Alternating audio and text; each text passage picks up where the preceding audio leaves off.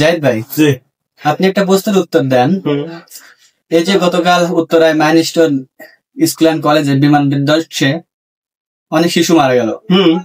গণমাধ্যম প্রচার করতেছে 25 থেকে 28 জন শিশু মারা গেছে, অথচ উদ্ধার কর্মী বা আমরা বিভিন্ন ভিডিওতে দেখছি 100-র অধিক, অনেকে বলতেছে যারা মাঠে উদ্ধার করছে 100-র অধিক ছাত্র মারা গেছে, আর নিহত প্রথম সেটা তো অগণিত।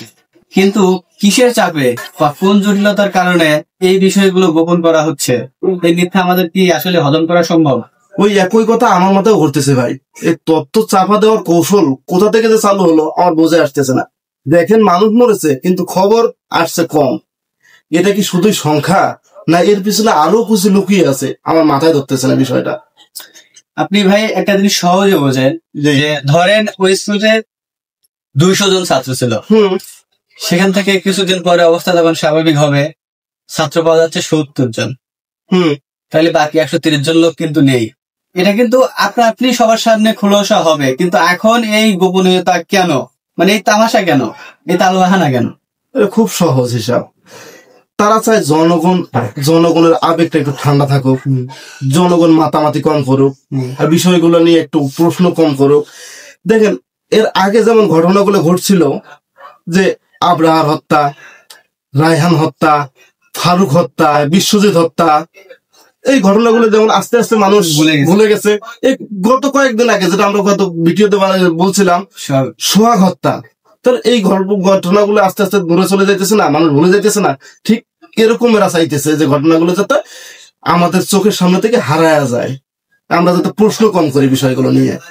ভাই এই বিষয়টা আমি, আপনি এবং সবার চোখের সামনে ঘটতেছে, অনেকে ফেসবুকে দেখতেছে, এই সত্য একদিন না একদিন সামনে আসবে। তাহলে কেন রিস্ক নিয়ে তারা এই সত্য লুকাচ্ছে? আরে এটা দেখেন মূলত 3টে কারণ হতে পারে। 1 নম্বর, এই ব্যর্থতার দায়ী যারা, তাদের চেয়ার থাকবে না, মূল পয়েন্ট 1। দ্বিতীয় পয়েন্ট, জনগণের ক্ষোভ বাড়বে, জনগণ রাস্তায় নামতে বাধ্য হবে 2। তৃতীয় নম্বর, দেখেন আন্তর্জাতিক চাপ, যে আমাদের দেশে এই ফিটনেসবিহীন বিমান বিধ্বংস হয়ে কত যে শিশু মারা গেল, নিষ্পাপ শিশু, তারা জানতো না। এই বৈদেশিক একটা দুর্নাম, বৈদেশিক একটা দুর্নাম, বৈদেশিক একটা চাপ, এটা দেশের সাথে এটা বলা যাবে না, এরকম একটা ভাব দেখা যাচ্ছে। বুঝলাম ভাই। এখন কতগুলো সাংবাদিক চুপ থাকবে? ফেসবুকে চুপ থাকবে, ফেসবুকে যারা লাইভ করছে, যারা নিজের চোখে দেখছে, যারা উদ্ধার কর্মী, এদেরকেও কি মানে একটা সময় কি এমন দাঁড়াবে না, চাপ সৃষ্টি করে বলা হবে এই তথ্য প্রচার করা যাবে না, এটা খুব সেন্সিটিভ বিষয়, এটা গোপনীয়তা বজায় রাখা লাগবে, এটা এই বিষয়ে কি বলবো? আরে ভাই, সেন্সিটিভ বিষয়গুলো বলিয়ে তো আমাদের সত্যের পিছনে মিথ্যা লোকানো একটা ঢাল, এই সেন্সিটিভ বিষয়টা ঢাল সৃষ্টি হয়ে গেছে। দেখেন মানুষ মারা যাবে, কিন্তু বলা হবে ভাই বিষয়টা খুব জটিল, দেশের স্বার্থে, রাষ্ট্রের স্বার্থে এই কথাগুলো বলা যাবে না। আসলে কি এটা কোনো কথা হইতে পারে?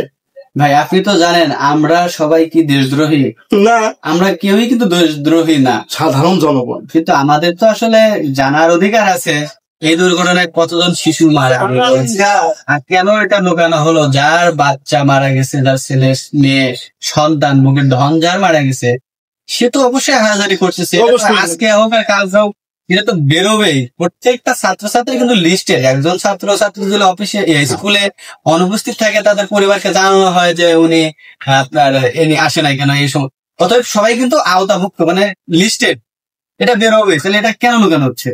সত্য যদি সমস্যা হয়, তাহলে সেই সত্য সবচেয়ে বড় বিপদ হচ্ছে দেশ, সেই সত্যের জন্য দায়ী হচ্ছে দেশ, দেশের দুর্ব্যবস্থা, ব্যবস্থাপনা, যার কারণে এই সত্য লুকানো হচ্ছে। তো ভাই আমরা একটা কথাই বলতে চাই, সত্য কখনো চাপা থাকে না, সত্য যত দেরি করে আসবে সেটা আরো বিধ্বংস হয়ে আসবে, আর ধ্বংসস্তূপে পরিণত হবে, ঝড়ের মতো ঝড়ের গতিতে আসবে সত্য। তখন ওটা সামলানোর ক্ষমতা হয়তো আমাদের থাকবে না। কারণ আপনি একটা সত্য লোকাতে 1000টা মিথ্যাচার করতেছেন, নিজের বিবেককে হত্যা করতেছেন। এই জন্য আমি সাধারণ জনগণ হিসেবে আমার কয়েকটা প্রশ্ন, দেন কয়টা লাশ ছিল সেটা লুকাতে গিয়ে আরো কয়টা বিবেক আমরা ধ্বংস করতেছি।